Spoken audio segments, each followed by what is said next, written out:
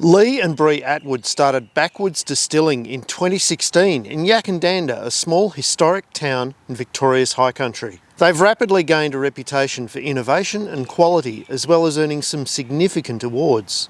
Along with passion and care, the quality of ingredients is an important part of this story. So far, we've been following organic grain from the paddock to the bottle. We've spoken with Chris Greenwood about the growing. We've spoken with Stu Whitecross about the malting. Now it's time to find out from a distiller about the importance of grain quality for whiskey. Lee, how you going, mate? Hey, Tim. Good, mate. How are you? Mate, fantastic of you to have us out here. Welcome. With the fantastic grain grown for Voyager craft malt. Chris Greenwood supplies to these guys. I was over with Chris just the other day, and I've been through Voyager malt as well, and now I'm to you. Tell us a little bit about Backwoods Distilling Co. When did you guys start and how big are you? Yeah, so we started back in 2017. We started with the kind of dream, I guess, of creating a product that, I guess, you know, a great whiskey, but really a product that represents where we live. And we are in the perfect place here in Yakandanda for being close to the Riverina, really the breadbasket of New South Wales. And we're also right in the middle of a wine region, and beautiful clean air, clean water. It's a really great place to make whiskey. We both grew up around people that made stuff. You know, people made stuff. There's a huge Italian community in Myrtleford, and everyone made stuff. So that kind of inspired us, probably without us even realising. And we moved back here about 8 years ago, and we wanted to make something too. We saw that there was an opportunity in the market. There wasn't much going on around these parts then in terms of whiskey, and if you've been to Yakandanda and you've seen the main street with its original 1852 facade, you kind of realise that, you know, this is a town that needs a whiskey distillery. Speaking of making some whiskey, you guys are not just making a small amount. You're actually pretty big in terms of craft distilling, aren't you? Well, tell us about how much you make. Well, so we make about 20,000 litres, which again it's not a huge amount, but in the craft distilling scene, you know, that's okay. And that lets you have stills that are a large enough capacity so that you can actually have a consistent approach to how you're distilling it. Yeah, absolutely. So I think batch sizes, in terms of trying to create a quality product with consistency in terms of, you know, the way you process your grain. Yeah. You do need a certain batch size. So yeah, we've got a copper pot still, you can see in the background there. It's beautiful, it's gorgeous. 1,250 litres, which is not a huge still, but it's big enough to really ensure that you get a good batch size through it. And then our brew system, we have a 2,000 litre brew system, so all of our batch sizes are 2,000 litres. And then we process a batch with 2 distillations and then a spirit run. So one of those fermenters over there is 3 days work on the still for us to produce almost 300 litres of whiskey. So your size gives you consistency, but you're not actually chasing consistency in your whiskies. And that sounds bad until you understand a little bit more about where you're getting this grain from and what it's allowing you to do for a point of difference. A lot of distillers, even the small ones, are chasing a consistent flavour that year after year after year comes out of their distillery.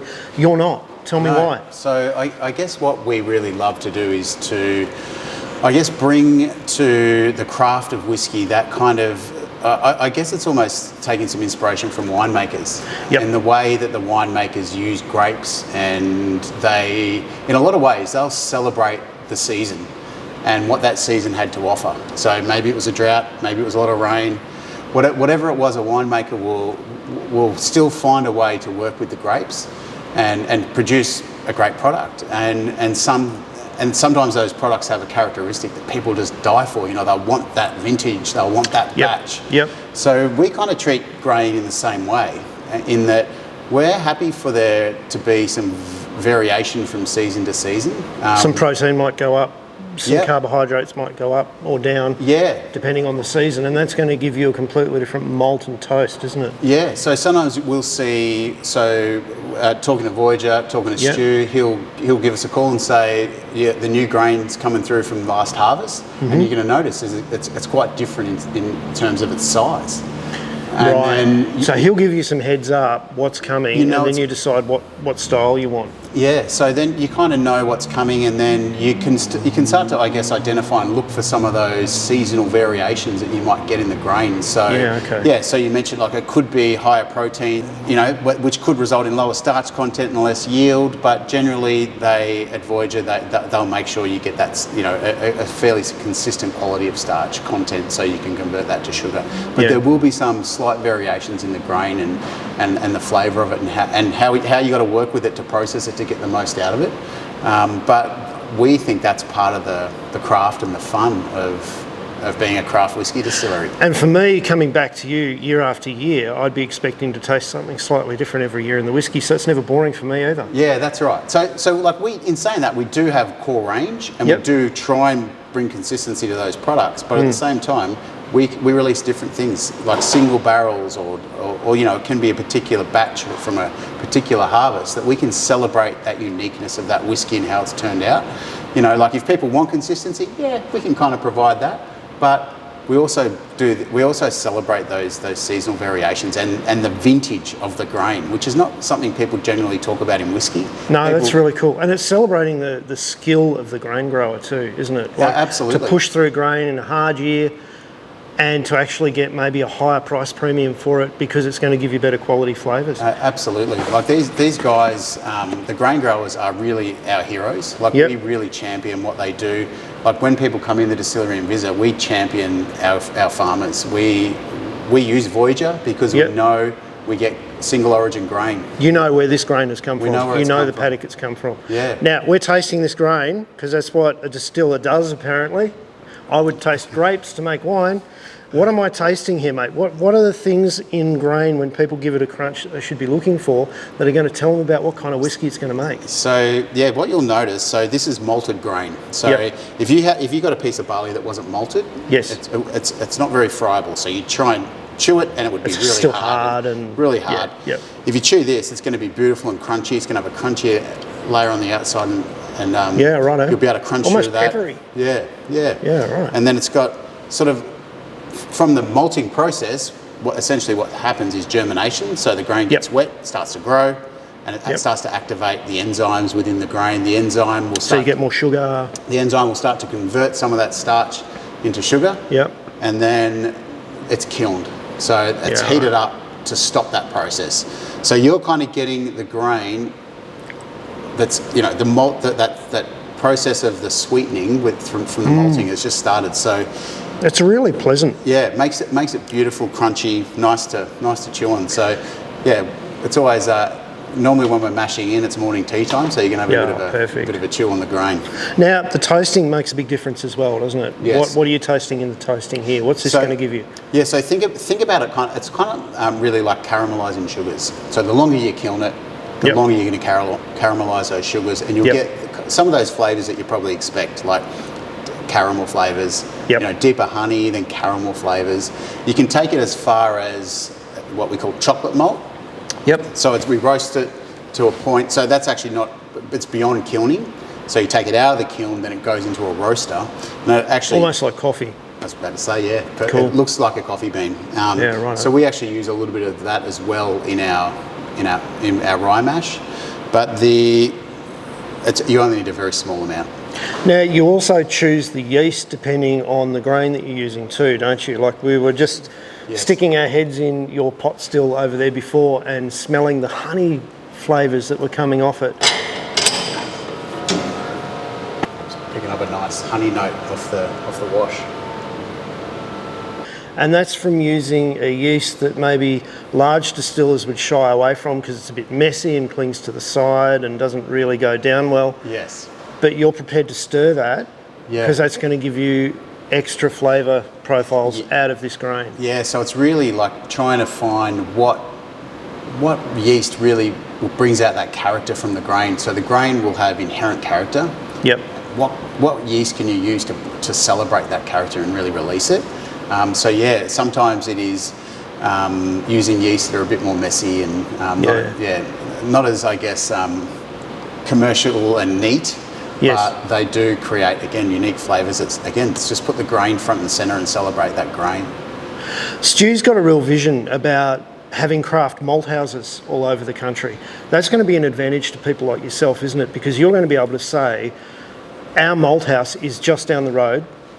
It processes grain grown just down the road from it, and our whiskey is distilled here using local product and has local flavours that you won't find anywhere else, and it's going to give you a point of difference, isn't it? Yeah, absolutely. Like we're so lucky to have, I guess, like Stu and Brad are both kind of have been visionaries in that space in Australia. Yeah. To be able to be a reasonably small producer like me, and to be able to go to a malt house and get a malt that is, I guess, created to my spec. So I could ask for it to be kilned for a bit longer, or even things like smoking malt. Yep. So I had an idea of, I love smoky whiskies, and I wanted to create a smoky whiskey, but we can't take peat from this area in Victoria. It's protected. You can't remove but you it. can do it through the roasting process, I believe. Yeah, but so I wanted to use something local again to show off where we live, and there's no local peat, so I just couldn't use peat. So I started experimenting with local woods,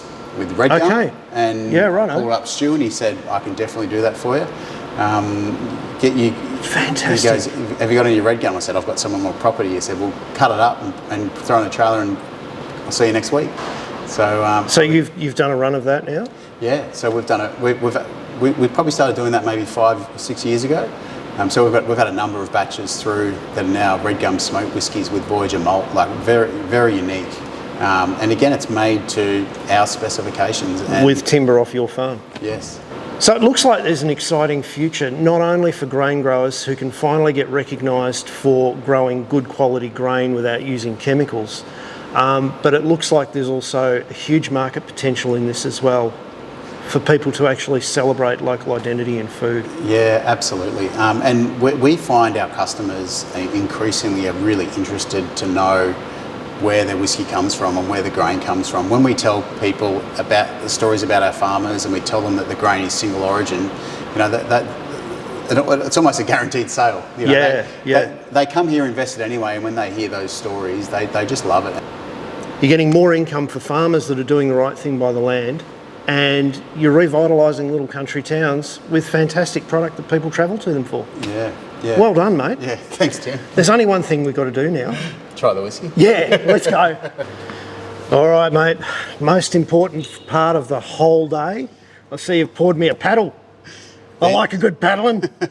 So, yeah, these are three of our whiskies with 3 Voyager grains that we use. So different grains for each whiskey? Yeah, so different yeasts for each whiskey? Yeah, so it can be different mash bills and different yeasts and different barrels. So lots of different variety of things we can do to manipulate flavour. And there's different farmers' paddocks in each of these? Yes, yeah. Isn't that fantastic? Probably one of the cool things you can taste here is a rye whiskey.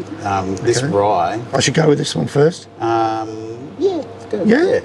Start with the rye. So the rye whiskey, the rye grain itself was actually an heirloom variety that was used commercially about 60 odd years ago, and it was forgotten about and replaced by high yielding crops, which need artificial fertilisers to make them grow, and then get disease because of it. Yes. Thinner cell structure.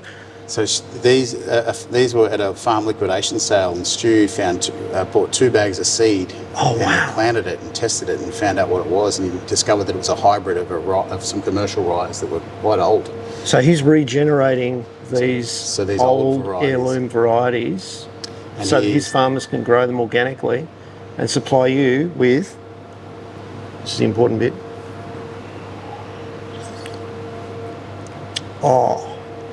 so that's gold. The actual rye itself, the grain, it's probably half the size of commercial variety these days. Okay. But it's got twice the amount of flavour in it, for all those reasons we've been talking about. But really, that grain had been growing wild and been neglected for years. No fertiliser, no water. Like rye is a really hardy grain. It will grow so this is a superfood. It's for a warming planet, and all of that stuff that people carry on about, this is what we need to turn to, isn't it? Rye is the perfect grain for Australian conditions. We grow way more barley, but rye actually grows really well here. Okay.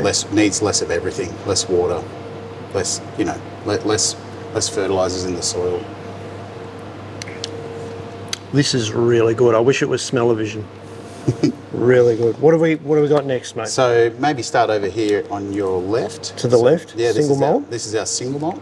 We Okay. do it in an American oak barrel. So Okay. and the barrel influence is quite light, so you do get some of those great flavours we talked about earlier. You'll find some honey flavours, some citrus. Now, you're not allowed to say bourbon, but I'm going to say it's bourbon-like. But so yeah, so the barrel that was the barrel before our whiskey went in there was Yep. kind of like a bourbon barrel. It was a corn whiskey, but it was made in Australia, so we Okay. can't call it bourbon. Yeah. Otherwise, they get in trouble, you see. Yes. Lots of trouble.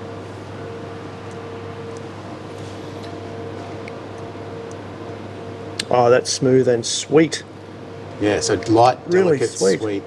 So really a lot of grain character. I think I'm still going more to the rye. That rye is a knockout. You've got to come to Yakandanda just to have that rye whiskey. I love rye. Rye's my thing. It's amazing. And really good for a dry continent. Yeah, perfect. The single malt though, we're proud of it. It won Australia's best whiskey in 2022, which was pretty cool. The Australian Distilled Spirits Awards. That's pretty amazing, isn't it? Because there's a lot of distillers now, aren't there? So of to whiskey win the distilleries. best, you've got to be the best. Yeah, Well done, mate. but I think what it goes to show is the use of quality ingredients and quality grain. Yep. And working with quality farmers, that quality carries through in the product. Lee, check, this is my dream. You mean I get to fill this from that before I go out there? Yeah, absolutely. So we love the idea of getting people involved in part of the process. So inviting people in to come and That is fantastic. fill their own bottle from a special reserve whiskey that we only have available here at the cellar door. So you can't get it anywhere else. You have to come here to get it. So guys, come to Yakandanda, support your local grain grower, support a regional malt house recovering old grains that are environmentally friendly, and support a great cottage industry in Yakandanda with great whiskey. Good on you, Lee. No worries. I'm just going to fill this before I leave. Definitely.